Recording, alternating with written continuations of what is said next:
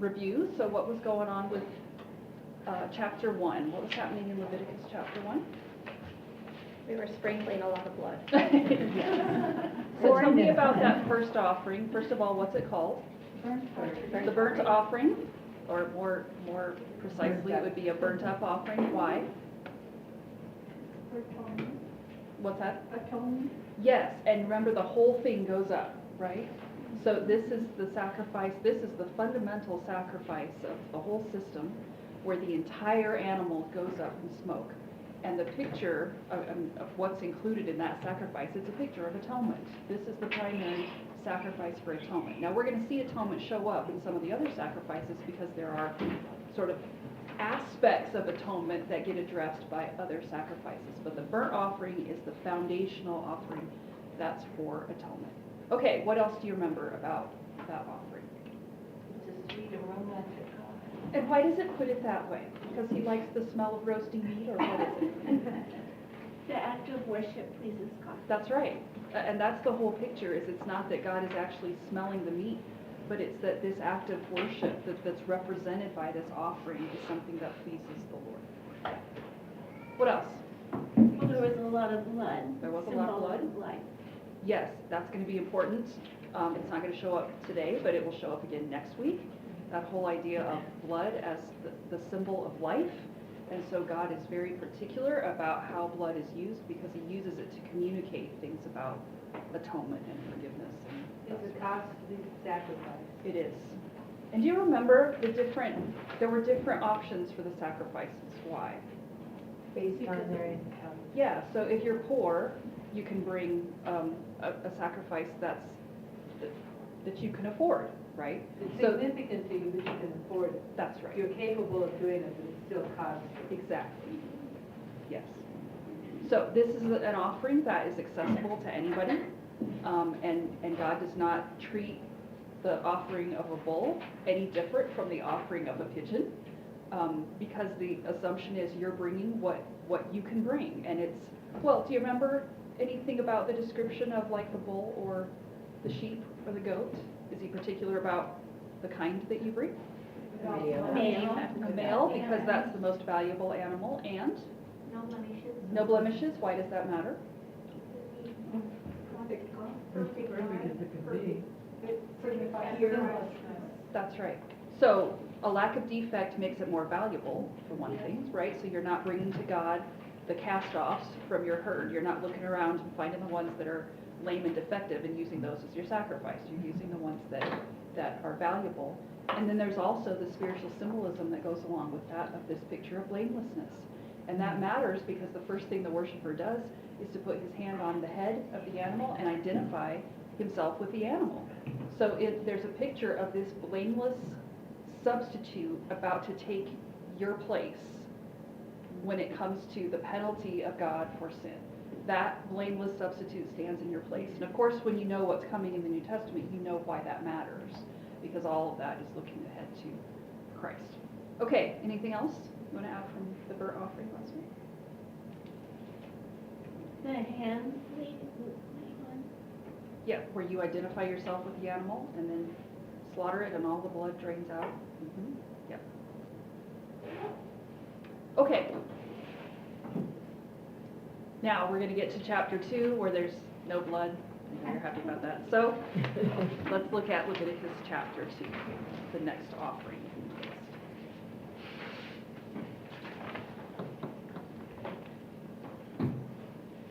Okay, Leviticus 2, verse 1.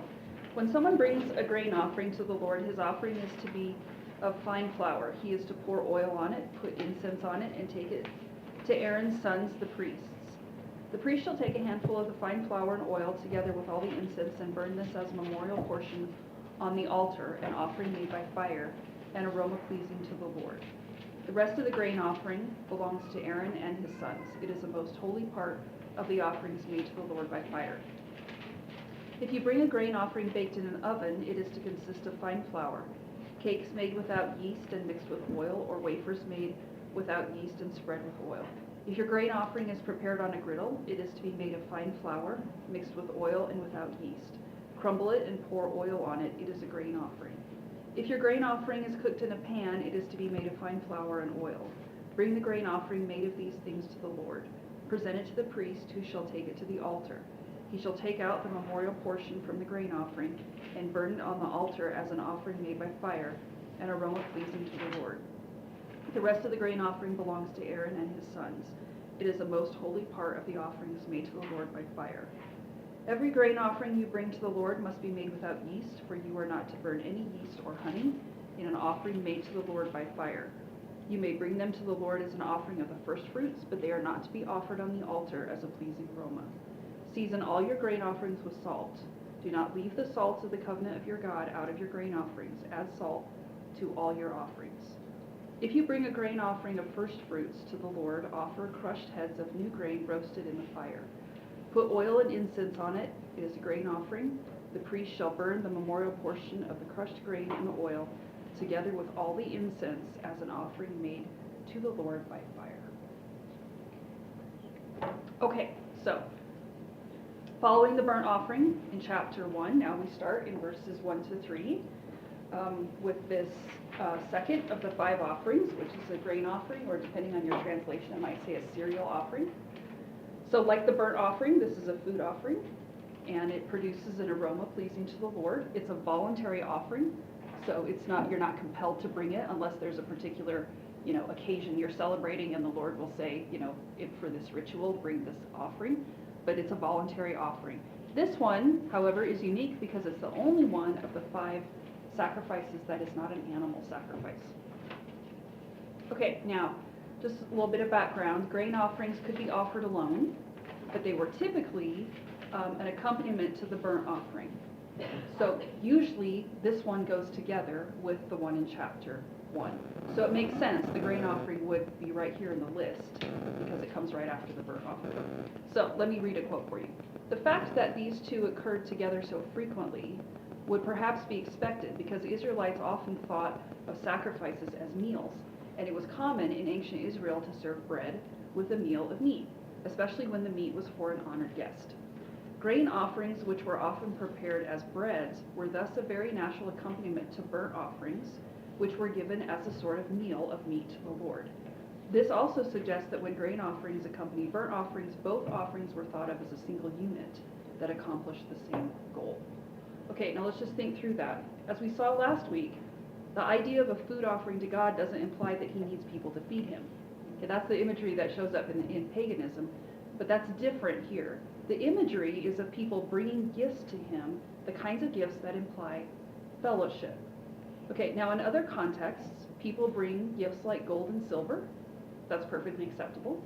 But in this context, the fact that it's consumable and that it accompanies an animal sacrifice is important because of the relational symbolism that it conveys.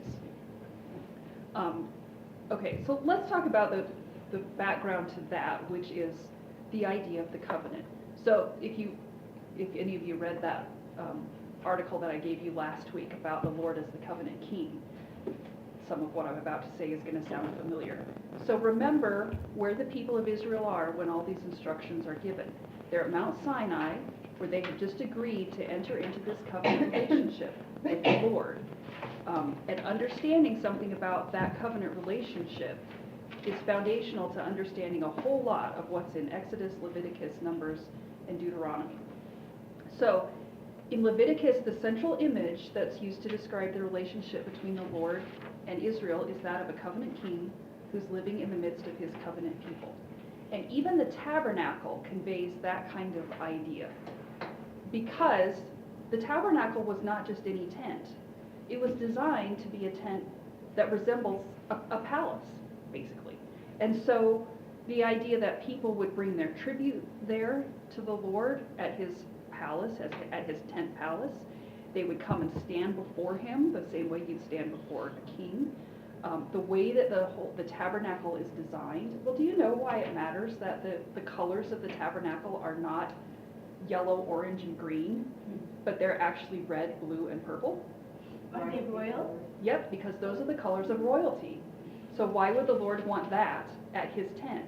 Because there's this picture of you approaching the king. When you come to the tabernacle, you're not only approaching God, you're approaching the covenant king. And when you come to his dwelling place, there are certain protocols that have to be followed. This is a tent. The tabernacle is intended to be a tent fit for a king. And in the same way that kings had servants at their palace who wore special clothes and they did special work, the Lord has the same with the priesthood. The tabernacle even has a throne room. And by that I mean the most holy place, because the Ark of the Covenant is called the Lord's royal footstool. The carved cherubim on top of it are in other places called his throne.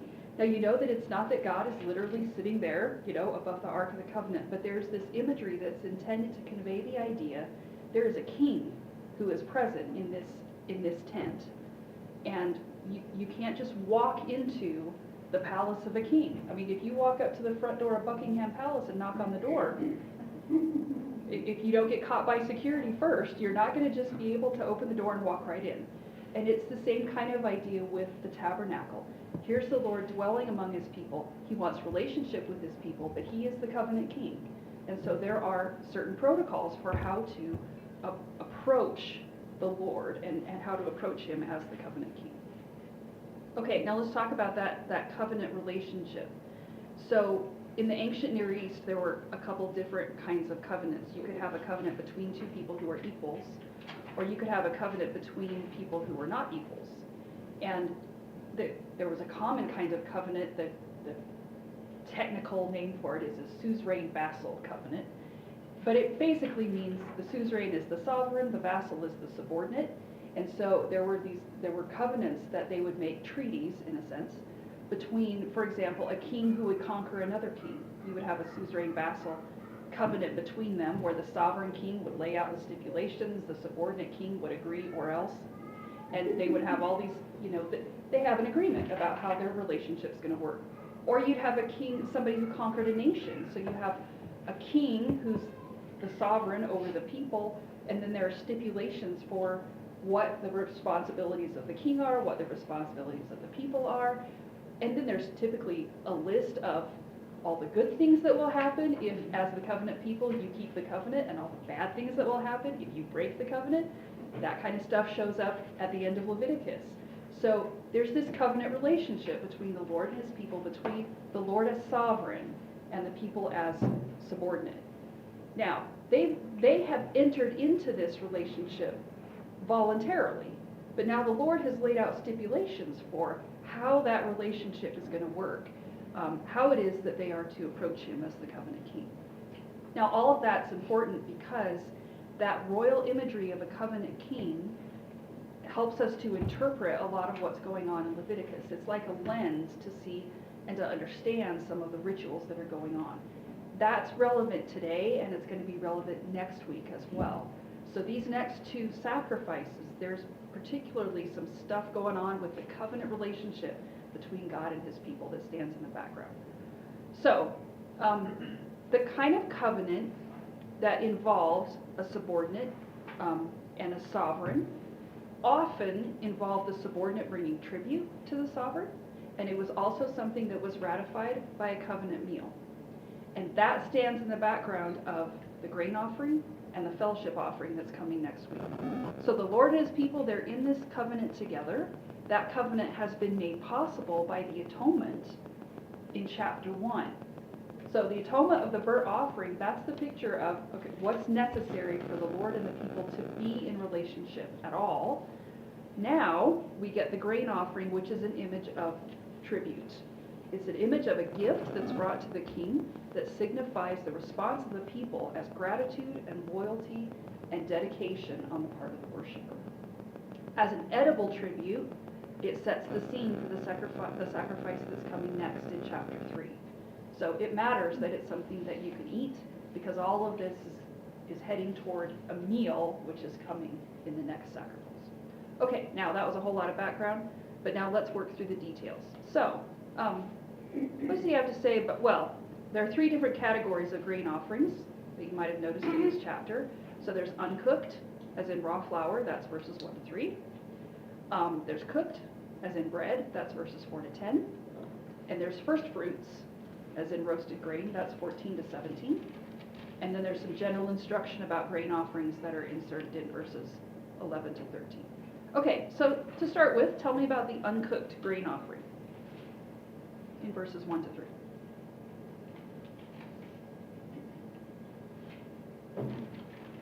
Shall be a- Go ahead. Okay, it has to be a fine flour. Mm-hmm. He is to pour oil on it and put incense on it and take it to the sons and, take it to the Aaron's sons, the priest. Mm-hmm. And the priest shall take the handful of the fine flour oil together with all the incense and bring this as a memorial portion on the altar. An offering made by fire, and aroma pleasing to the Lord. Yes. Okay. So, the amount of flour isn't specified here, but there are other texts where the amount that's mentioned is 1/10 of an ephah. That's not very helpful because they don't really know what that meant. But the guess that the scholars have is that it's somewhere between 2.5 and 5 pounds of flour. So think about a 3 to 4 or 5 pound bag of flour. That's enough flour to make, loaves of bread if you wanted to. It's more than a handful, but it's not so much that it would be hard to carry. I mean, this is something that you can pick it up and carry it around, and that's not a problem. Now, the flour they had would have been made from wheat or barley, and when it says it's fine flour, or your translation might say the finest flour, that means it's pure and it's high quality, possibly well ground as well, but the purity of the flour is important. Why? It would be worth more. Yep. So you already see the similarity between this and the burnt offering last week, is that when you bring a grain offering to the Lord, you don't bring the flour that's been in your pantry for 3 years that's got weevils in it. Okay, because you're not bringing it to get rid of it. You're bringing it as an offering, and so just like with the burnt offering, you bring the best of what you have. So you bring the finest flour, and keep in mind that people, well, where do you, if you live in ancient Israel, where do you get flour? Apparently you have to trade for it. At the time when they're wandering in the wilderness, yes. Once they settle in the land of Canaan, then where do they get it? And they grow it. They grow it. Okay, so if you have to grow your own grain, and then, they don't have combines and stuff, right? So you grow your own grain, you harvest it, you winnow it, you thresh it, and you grind it. That means high quality flour represents a significant investment of time and work on the part of the worshiper. And again, why does that matter? Because the purity and the costliness of it communicates something about the one to whom it's being offered. So this offering is being brought as tribute to the covenant king, and the covenant king is worthy of the best that the worshiper has. All right, the second component of the grain offering is the olive oil, which the worshiper pours on the flour. Again, the amount isn't specified here. There are other contexts where it mentions a hin, or a quarter of a hin, which is somewhere between a liter and a liter and a half, somewhere between a quarter and a half a gallon. And as before, just remember, people had to grow and harvest olives, and then you have to press them to get the oil. So olive oil too represents a significant investment on the part of the worshiper, whether they buy it or whether they grow it. Even for us, a liter of high quality olive oil isn't exactly cheap, is it? And then, yeah, go ahead. Mine doesn't say olive oil, so is that what was available at that time? That would have been understood as the oil that people ate. Yeah, olive oil would have been The oil? the oil. Yeah. Yeah. Okay. And what's the third part of the grain offering? Frankincense. Yes, frankincense, and your translation might say incense, but it is literally frankincense, and the reason that matters is because frankincense came from a tree in Arabia, and it was very valuable, like valuable right up there with gold valuable. So frankincense would have been included with the offering, but it wouldn't have been mixed into it because it was inedible. So you would bring it sort of on the side. You would bring it together with your offering, not mixed into it. And no amount of frankincense is specified. It might have only been a pinch because frankincense was that valuable. But it still adds, even a pinch of it adds to the costliness of the offering, and it makes it a fitting tribute for a king. Where else have you heard about frankincense? Jesus is right? I mean, you can't read about frankincense and not think about the Magi coming, you know, to Jesus and bringing it as tribute. I mean, what are they doing? But they've heard that there's a king born, King of the Jews, and they're coming and bringing their tribute to him, and frankincense is one of those things. Okay, now just as a side note, incense and oil are often associated in the Old Testament with occasions of praise and joy. And that might be part of the reason they're included in this offering, in an offering of tribute. We're going to see later that there are some grain offerings where they don't include oil and incense. But the reason is because it's not a happy occasion. So the grain offering then has a different purpose. But here you include oil and incense, and that's typically because you're celebrating something, or because you're joyful about something, or you're grateful about something. Sally, can you repeat what you said about the frankincense? Why is it valuable? Where does it It comes from a tree in southern Arabia. Okay. So it's a very particular kind of, that's only available there, or I don't know, maybe further east, but yeah. So Sally, could the poor even would have passed it? That's a good question, and I don't know. I have the impression that even if you couldn't afford the frankincense, you could still bring a grain offering. But I wondered that too. I mean, if you're really poor, there is the possibility that you wouldn't even be able to include frankincense. Yeah. Sally, in church we've been discussing Jonah, and he had a castor oil plant grow up, you know. Could they use castor oil? Well, I mean, based on what my dad says about castor oil, it's not very pleasant to drink it. But it's very medicinal. Yes. Very medicinal. But here's the thing, so the rest of, did you catch what happens to the rest of the oil and flour that doesn't get burned up? Yeah, they give it to They give it to the priest to eat. And that's what makes me think it's probably olive oil, because that would have been what they typically used to cook with. So of course, yeah, you can use castor oil for medicinal kinds of things, it's very useful.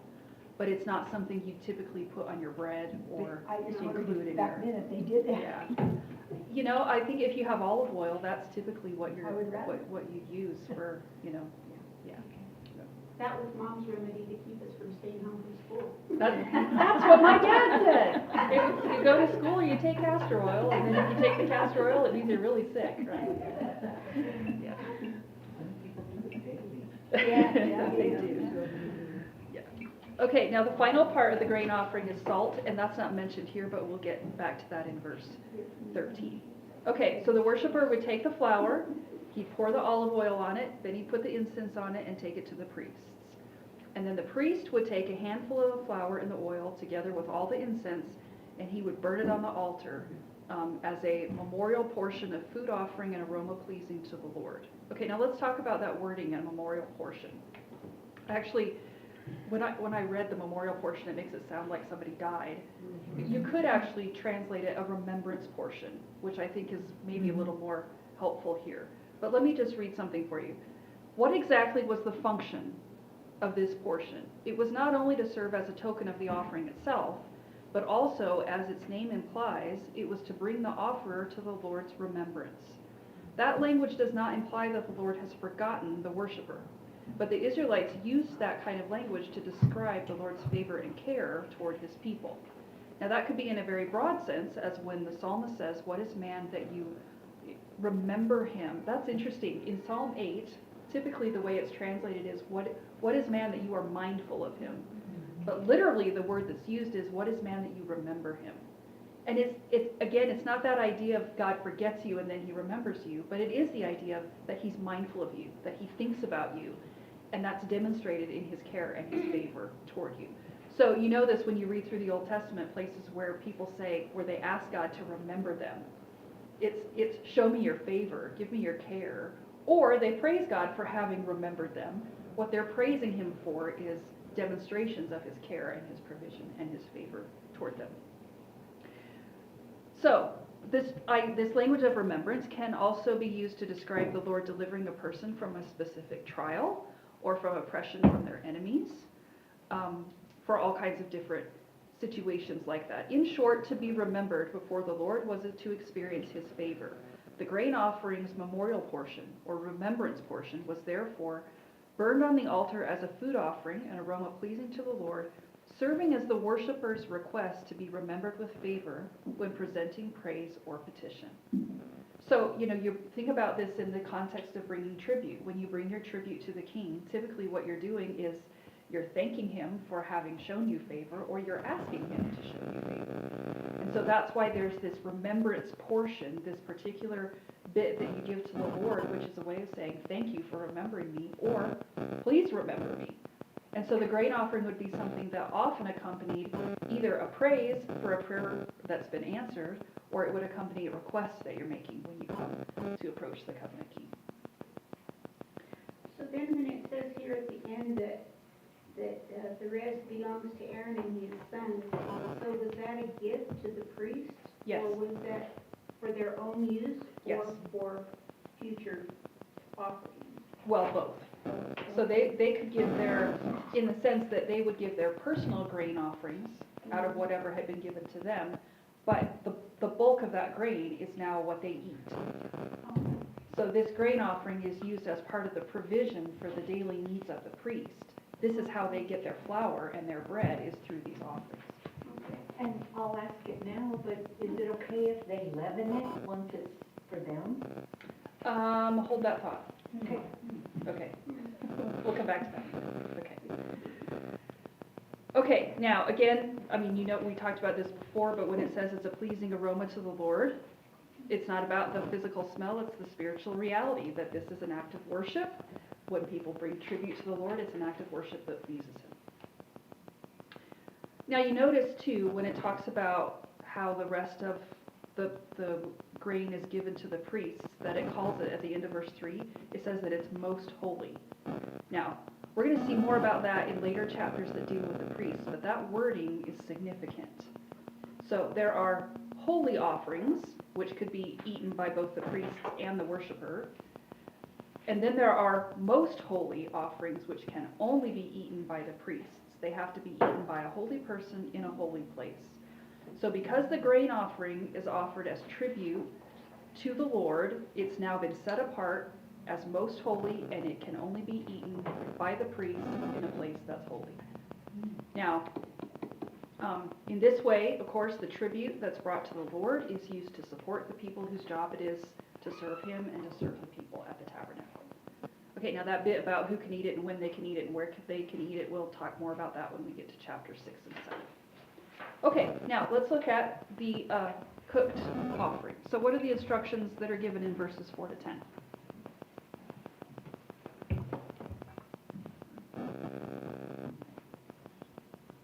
They're basically the same instructions, but then the specification is that it's baked in the oven. Mm-hmm. And without yeast. Right. Or it can be cooked in a griddle, or it can be fried in a pan. Okay, so there are 3 different types of bread being described here. So bread baked in an oven, and you notice at the beginning, all of it again is bread that's made with the finest flour, and it's either mixed or brushed with olive oil, but with varying amounts of cooking oil. So there's bread that's baked, which isn't cooked in oil. It can either be thick or thin, and it comes out soft inside. Or the second one is bread cooked on a griddle that uses a little bit of oil. That would have come out hard and thin, like a cracker or a wafer. And when it's offered, notice right here it says to crumble it. I think that's because it makes it easier to take a handful of it. If you crumble it up, it's easier to take a handful and put it on the altar. And then bread that's cooked in a pan is bread that's fried in oil. So think, fried bread. Now, the text doesn't mention it, but I kind of wonder if the increased amounts of oil maybe indicate an increased value for the offering. I don't know, but whatever the case, each of these types of offerings are treated similar to the uncooked offering in that it's presented to the priest, who takes out a remembrance portion, burns it on the altar as a food offering to the Lord, which is an aroma that pleases him, and the rest of the offering is given to the priests to eat. And again, it's a most holy part of the food offering. So Sally, the purpose is the same, right? Whether it Yes. is, so back to maybe Kelly's point, if they didn't have the ability to get the frankincense, they could do this instead, and it would be the same, like Like, is it a, It's not instead, but I have the impression from things we're gonna get to later, that if people were legitimately too poor to afford it, God was okay with people bringing what they could bring. I mean, as long as it didn't violate the stuff that he said. And we'll talk more about that as we go. We're gonna get later to some sacrifices where, you know, you can bring a flower instead of birds when we get to the purification offering. Why? Because I think there's a sense in which God is not going to withhold this act of offering from somebody just because they don't have enough money. So if you have it, I mean, if you can afford it, this is, I mean, I think frankincense is clearly something that's appropriate to bring as tribute. But I have the impression, even though it doesn't say it right here, from stuff that comes later, that if you come as a worshiper with a grain offering and you really can't afford frankincense, that God would not say, then don't come. Well, and then Yeah. because there's oil and without oil, again, oil has to be probably, it's like the widow's mite, this one. It is, like the widow's mite. Yes, It's a matter of the heart. it is. so when they, in chapter 2, when they bring this grain offering, are they supposed to bring all types, like all 3 of them? That's just one, or, There's a different offering we'll talk about later where they are supposed to bring all 3 types. okay, But right here, you get to choose. okay, So you don't have to bring all 3, you can choose between them. okay. Yeah. Just like you could choose between the bowl or the, Yes. okay. That's pretty cool, I have a connection with the Israelites. Yeah. They ate tortillas and fried bread.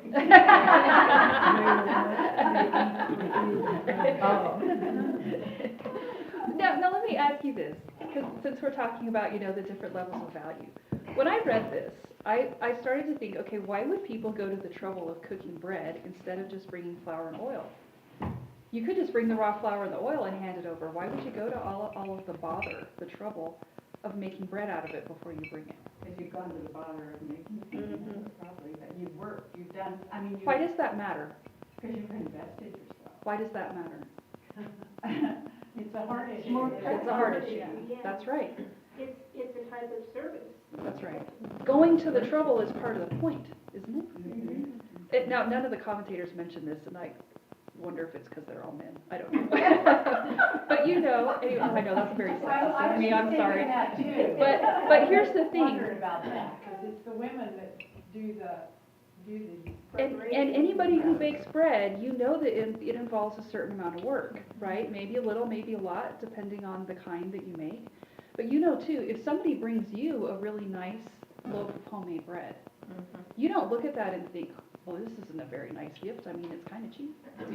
No, you look at that and you think about the work that went into that bread, and you appreciate the fact that it's homemade, right? Yummy. Yeah, you love it. I mean, homemade bread is really nice, and you know the person put some time and effort into this. And all of that's part of all of that adds to the worship aspect of this offering. So it's a dedication of our sacrifice of work. Yeah, I mean, think about this, if you had a woman who was really poor, and she only had a limited amount to give, what could you do to make your offering more valuable? You could invest more of your time and your work into it. That's how. Now, other people might not really pay attention to that, but here's the Lord saying, you know, you want to, and again, it's not that he puts the bread offerings in a different category from the uncooked flour offerings and says this one's better than that one. He doesn't. But I think what he's doing is he's providing a way, even for people who are poor, to, in a certain sense, add to the value of their offering by investing not more money, but more time and work. So that when you bring the bread offering, you really are bringing something that has taken an investment of yourself. And when, I mean, you think about how different it would be for you to just bring somebody, you know, flour and oil, versus what it would be to bring them bread. There's something of your time that's important in that when you come to worship the Lord. Are you implying the first, the grain offering is what the bachelors or widows? The women would. I don't know. It did occur to me, but I wasn't going to say it out loud. I think part of it also is the travel. It'd be a lot easier to picture of bread or crackers Of course than it would. a bag of flour Of that course. might leak all the time. That's Like right, oil. that's right. And the oil would be heavy, so flour and. It's Yeah. true.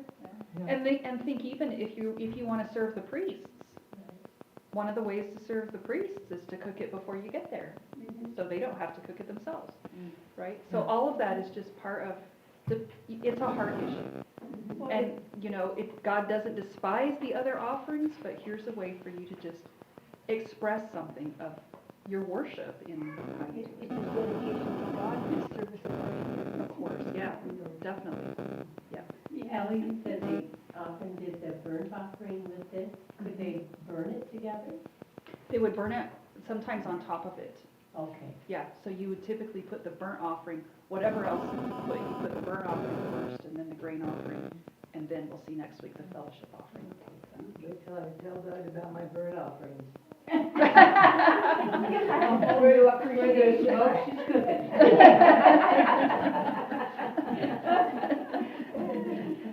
You're not supposed to burn it before you bring it. Oh. Would the frankincense, meaning the aroma, is that kind of a picture of the Holy Spirit? It's a picture, An essence? it tends to be a picture of prayer. That idea of the smell of the incense going up to the Lord. We'll talk more about that later, but like the altar of incense that's inside of the holy place. There's a picture of, well, both the fact that the smoke sort of screens you from the presence of the Lord, but also this idea of the prayers of God's people going up the way incense does. And that kind of imagery gets picked up, I think, in a couple places in the New Testament too. Okay, now, no doubt you notice the Lord's instruction that the bread is to be made without yeast. So on that note, let's see the next bit. So what does he add in 11 to 13? No yeast, what else? Salt, So you are supposed to add salt, No honey. right? honey. And no honey. And actually the word he uses right there just means it's a word that can refer to nectar as well. So it's any kind of natural sweetener, could be, you know, fruit sweetener or anything. But honey would have probably been the most common. Don't laugh, stevia was probably, it probably was. yeah, well used sweetener. Now let's talk about first the fact that it forbids yeast and sweetener. Now that's not to say that yeast and honey are completely forbidden. They're not, because they can be eaten as everyday food, and they can be brought as an offering of the first fruits, he says right here. But they're not supposed to be burned on the altar as a food offering to the Lord.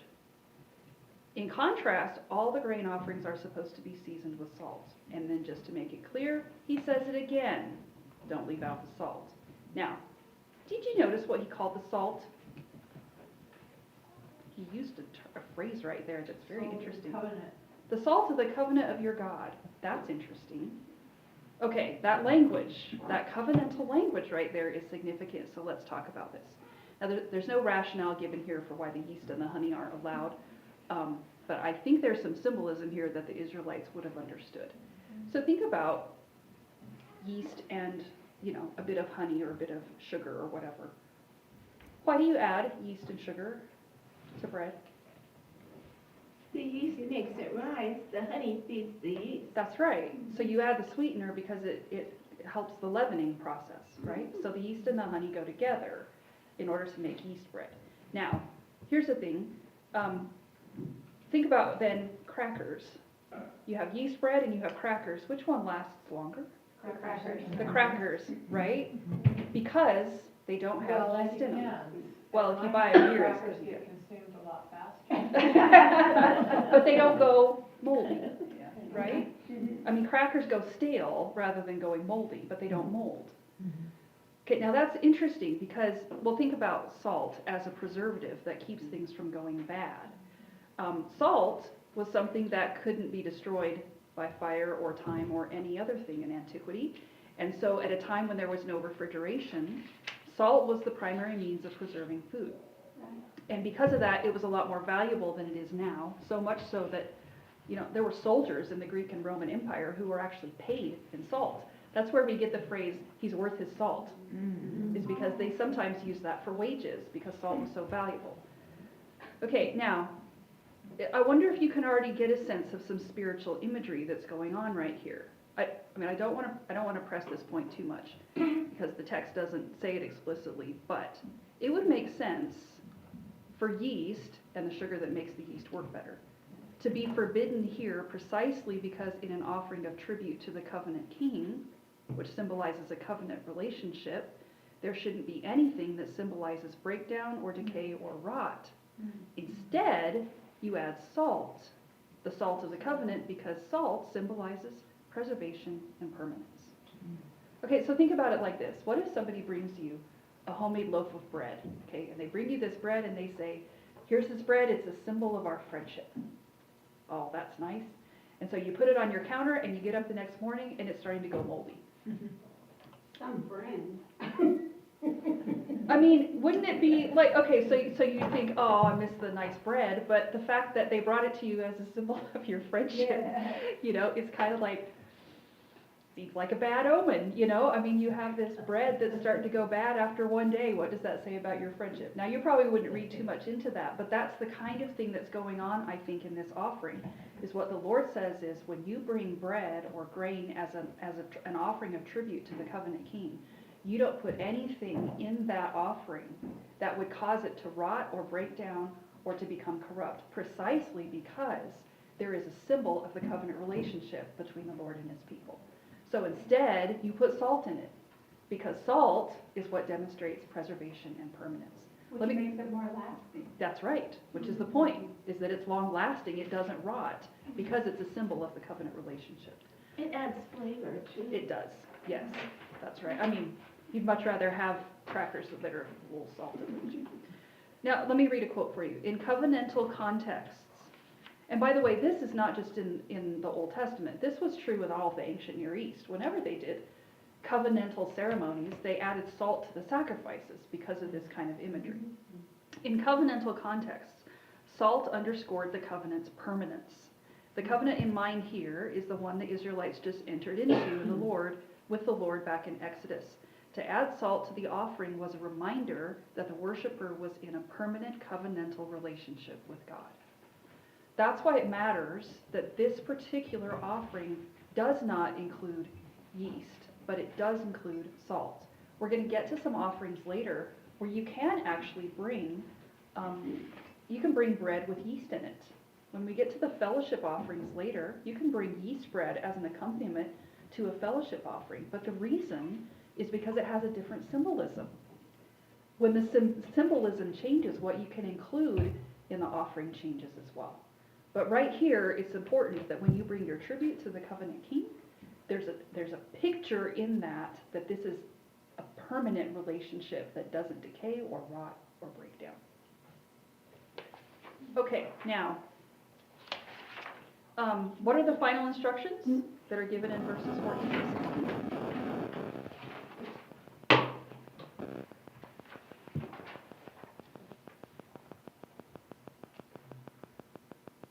Relating to first fruits. Right. Do you know what the first fruits were? Okay.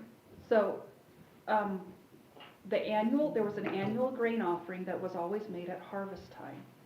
And the reason that it's called the first fruits is because it's the first portion of your harvest. Okay, now every time I read this, I always think about the very first tomatoes that I get in the summer. Right, when my cherry tomatoes get ripe and they're the very first ones, I don't give them to anybody. I eat them straight off of the plant, right? There's no way I'm going to give those away before I've had some. Well, here's the thing. The Lord says when you get your harvest, the very first portion of that harvest goes to him. So this was something that the Israelites did every year. When they started their harvest, they brought the first portion of everything to the Lord. And the first fruits actually were another part of the provision for the priests. It belonged to the priests, and they ate it as their daily provision. So for this offering, for the first fruit offering, the worshiper brings new grain. It's been threshed and roasted, so it hasn't necessarily been ground into flour because you're just bringing what you get from your field. And as with the previous offering, then oil and incense are added to it, and then the priest burns this remembrance portion of the grain and the oil together with the incense. And by implication, then the priest would get the remainder of the offering to eat. And we'll talk more about this particular offering when we get to chapter 23, because chapter 23 specifically deals with first fruits, what you bring when you bring the beginning of your harvest. Okay, now, back to what you asked just a second ago, Kelly, about the yeast. There are grain offerings where if somebody brings the flour, depending on what the grain offering is for, they can mix yeast into it, but not this one. And it's because even though they're going to just eat it like, bread, the fact that it's been brought specifically as a tribute in this sense means that the priests have to be very careful how they deal with it. And so this kind of offering that's been brought, if it's been brought as tribute, they can't mix yeast into it. But there are other grain offerings that have a different purpose where they can mix yeast into it. Yeah. It's a hard job. Yeah. Keeping all this. Does the first fruit have significance that you're offering this and maybe there won't be any more later? And you're offering all you have. It's an act of faith Yeah. to offer the first fruits. I mean, I feel like that even with my tomatoes. Something could happen tomorrow and I don't get any more, if I give away the first part, what if the plant dies tomorrow? There is a sense in which you bring your first fruits and you are trusting the Lord for the rest of the harvest. But that's one of the things the Lord says about the first fruits is he says, make me the priority and you will benefit. He says he'll pour out the blessing if you're willing to give him what's due him because of who he is. But yeah, you do have to, especially if you've been waiting for this harvest for a long time. I mean, I was thinking, imagine if you have been going through a drought and the harvest hasn't been very good for a couple of years. Coming to that first harvest when you get a lot of stuff, I can just imagine you would just want to take it all home and eat it. Right now. And so it is an act of faith to say, okay, Lord, even in a difficult situation, we're going to take the first of what you give us and we're going to give it back to you because it's yours to start with. And everything else you give us, it's by your grace. Does it say how much? Like 10% of your harvest, or? I don't know. Doesn't it say a handful somewhere?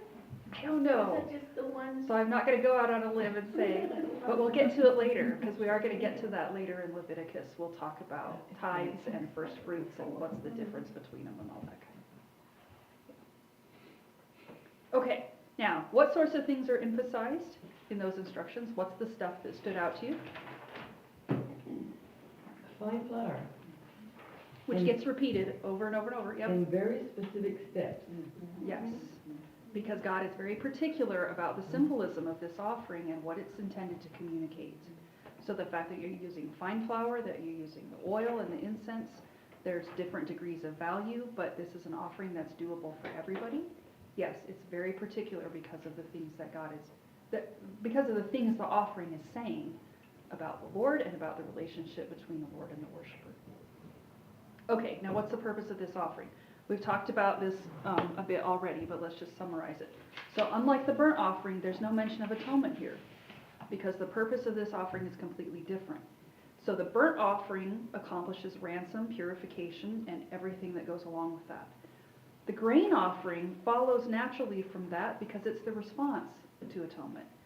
It's an expression of gratitude and loyalty and dedication on the part of the worshiper.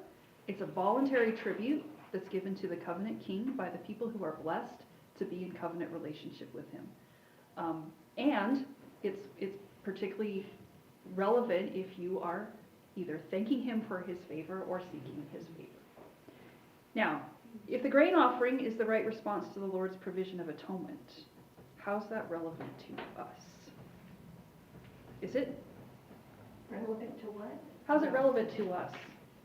You're not bringing bread to church, I don't think, and using it as your offering.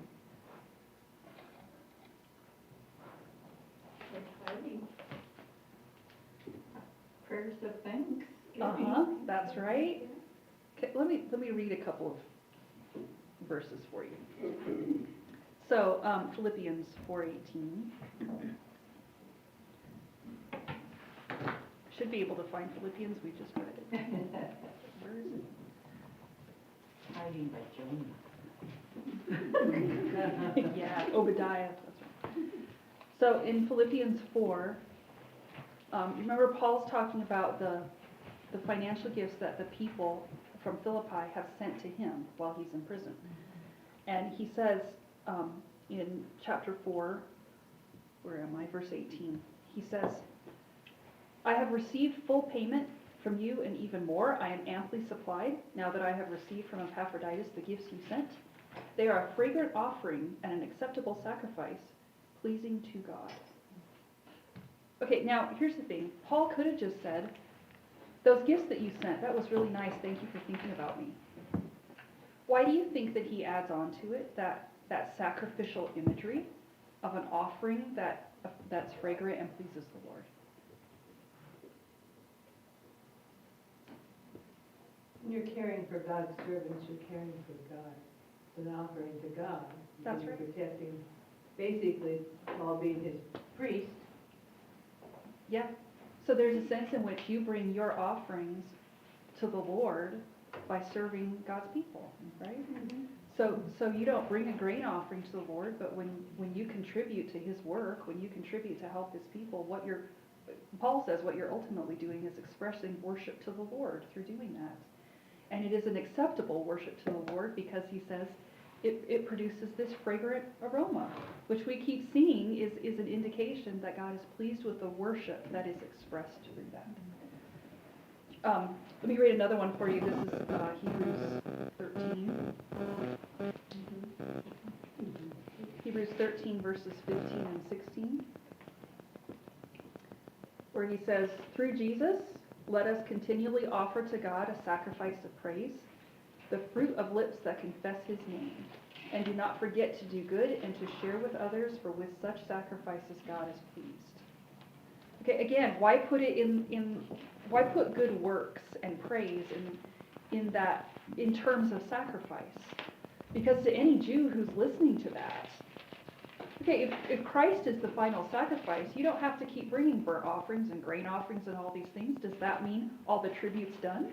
No, because now we're still bringing tribute, but we're bringing things that look different because we're bringing our good works and we're bringing our praise. That's the stuff that God wants, because that's what we kept talking about, how it's a heart matter, right? Even in the grain offerings, it's an attitude of your heart. That's what God wants, and that's what's being expressed through praise, through good works, through the use of your money. All of those things are now the ways that we bring our worship to the Lord as something that pleases him, that's something that is an acceptable sacrifice to him. I think too, I just was thinking on this a couple of weeks ago, I think that the idea of the grain offering stands in the background of some other things in Scripture. Like, for example, the story of Elijah when he goes to meet the widow of Zarephath. So remember, there's a famine going on because there's a drought, and after the brook dries up and the ravens stop bringing meat, the Lord sends Elijah to Zarephath, which was a Gentile area, and it wasn't just Gentile, it was a pagan area, like this is Jezebel's old stomping ground. And the Lord he tells Elijah he's already prepared a woman there who's going to help him, who's going to help Elijah. So Elijah goes to this pagan woman, and he meets her. When he meets her, of course, he asks for some water, and she goes to get it, and he stops her, and he says, bring me something to eat as well. Do you remember what she says? I don't have anything except I have a little bit of flour, a little bit of oil. My son and I'm about to cook it for my son and me, and then we're going to die of starvation. But what's interesting is that before she tells him that, she takes an oath. This is a woman who would have been a Baal worshiper. But she takes an oath and she says, as sure as the Lord your God lives, and the word Lord, it's his name. So she actually uses the name of the Lord. She says, as surely as Yahweh your God lives, I don't have enough to feed you because this is all I have left. Do you remember what Elijah says to her? What he tells her to do? To start cooking. Give it to me. Cook it, and then he says, bring it to me first. Okay, now I don't think that what Elijah's doing is saying, now let's find out if you care more about me than you care about yourself. I think that for someone from the background of the ancient Near East, they would have heard in that a suggestion of a grain offering. I think that what Elijah's doing is he's saying, okay, you just referred to my God, Yahweh, as the living God. But she doesn't call him my God, she calls him your God. And I think what Elijah's doing is he's saying, want to switch gods? Here's the opportunity to switch your loyalty from Baal to the Lord. Bring your tribute to my God. Make him your God and see what happens. And she does it. Like, she brings her tribute to the Lord when she brings Elijah, the first part of what she has. And you remember what happens. The Lord then keeps her flour and her oil coming. The whole rest of this famine he provides for her. That's interesting because that's one of the covenant blessings. So here is a pagan woman who gets a covenant blessing from the Lord because she brings her tribute to him, while at the same time the king of Israel, Ahab, is experiencing the covenant curse because he's giving his loyalty to Baal instead. All of that background, I think, is important for just thinking through what it is that Elijah's doing when he says, okay, bring me the first part. It's because it's not about him, it's about, will you trust the Lord? Will you put your faith in this God? Give your loyalty to him and see if it's not worth it. And it is. Which involves obedience. Of course, yes, just like with the first fruits.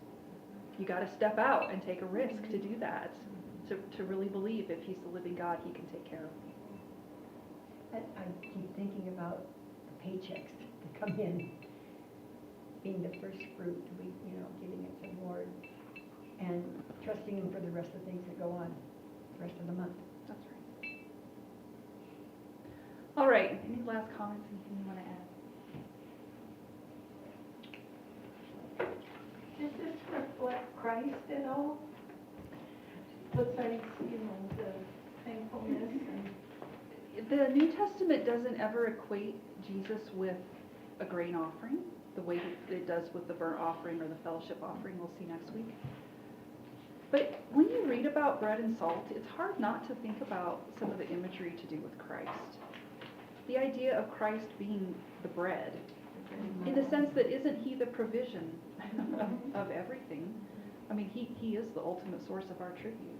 And the idea of salt, which comes back in the things that Jesus says when he calls you the salt of the world. It's not just that you flavor the world, right? I mean, that's part of it. But it's that there's a preservation. There's a kind of preservation that comes through taking the truths of who Christ is and what he's done and making that known in the world. So that he's not equated with that offering, but I think there's imagery there that is very much relevant to Christ and the gospel. Yeah, and to believers and what we're supposed to do. Okay, we'll stop there.